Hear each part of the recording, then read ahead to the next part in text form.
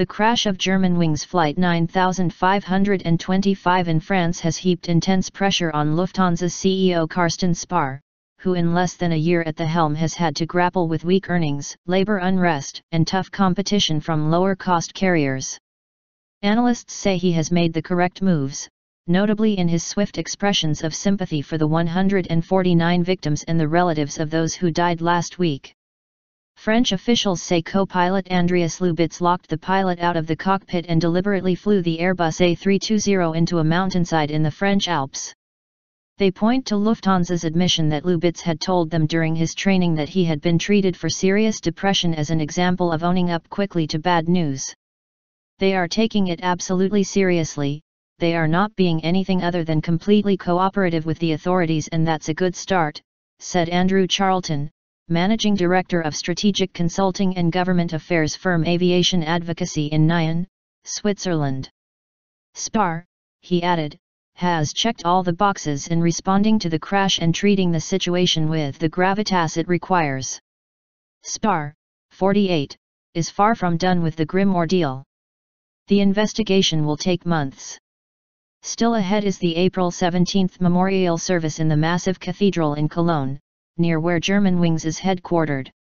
The crash has stained Lufthansa's strong safety reputation. It is its worst crash since being revived after World War II in 1955 and the first fatal accident since 1993. The disaster during the flight from Barcelona to Dusseldorf has subjected the airline to scrutiny over whether Lubitz should have been allowed to join its budget arm Germanwings in 2013.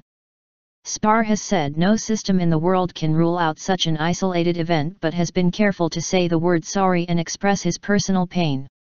I have worked at Lufthansa as an engineer, I have worked as a pilot at Lufthansa, I have carried responsibility as a manager at Lufthansa for many, many years, he said. Always, wherever I was, whoever my boss was, the rule was always safety is number one. And that this has happened to us, I can only say we are sorry. So far, the German press, unions, and government have not turned sharply on Spohr. Germany's Transport Minister Alexander Dobrindt said discussions over any management culpability from knowing Lubitz's history of depression are unnecessary. Aviation Advocacy's Charlton said it would take a gaffe on a PAR with that made by BP CEO Tony Hayward after the 2010 Deepwater Horizon explosion and oil spill in the Gulf of Mexico to harm Spohr. Hayward's poorly received comment that "I'd like my life back" helped cost him his job. Is his number going to come up? At this point, I have to say no, said Charlton. When it comes to forestalling internal criticism, Spohr may be fortunate in being a long-time Lufthansa employee. After getting his pilot's license through Lufthansa's highly selective school, he started his business career there in 1994 as a personnel recruiter. His rapid rise included a stint in 1995–98 as assistant to then CEO Jürgen Weber. Spohr headed Lufthansa's cargo business and the passenger airline business before succeeding Christoph Franz as CEO on May 1, 2014. Spohr's stewardship of the company has centered on cutting costs in the face of competition from lower-cost carriers such as Ryanair and EasyJet on short routes within Europe, and on international routes from government-connected airlines from the Persian Gulf region, Etihad, Qatar Airways, and Emirates. One major response has involved Germanwings taking over short-range flights outside the company's international hubs in Frankfurt and Munich. Additionally, Lufthansa's Eurowings division will adopt some of Germanwings' budget seating practices, such as basic seating with no free checked bags or food, on long-range routes starting this fall. Lufthansa lost €732 million, $785 million, under German accounting rules last year due to an increase in pension liabilities and paid no dividend, although it turned an operating profit of €954 million excluding financial items. Revenue was flat at €30 billion. Spohr has said operating earnings aren't enough to pay for the investments in aircraft and premium services the airline needs to make to compete.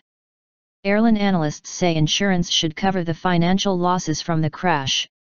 The company said insurers have set aside €300 million, and the company offered to immediately pay €50,000 to victims' survivors. Another factor in Spohr's favor is that he's been in the job so little time. A change now would only increase the turmoil. Yet crashes can prove to be the prelude to departure, if they are seen to expose underlying problems. Malaysia Airlines CEO Ahmad Jauhari Yahya is stepping down April 30 after a year that has pushed the company to the brink of bankruptcy. In 2014, the airline suffered the double tragedy of having one of its planes disappear with 239 people during a flight from Kuala Lumpur to Beijing, and another shot down, apparently by pro-Russian separatists, over eastern Ukraine as it flew from Amsterdam to Kuala Lumpur. And Air France KLM CEO Pierre-Henri Gourgian left the company in 2011, 2 years after Air France Flight 447 crashed into the Atlantic. Safety experts raised questions about pilot training after the plane stalled at high altitude and the crew was unable to recover before it hit the water.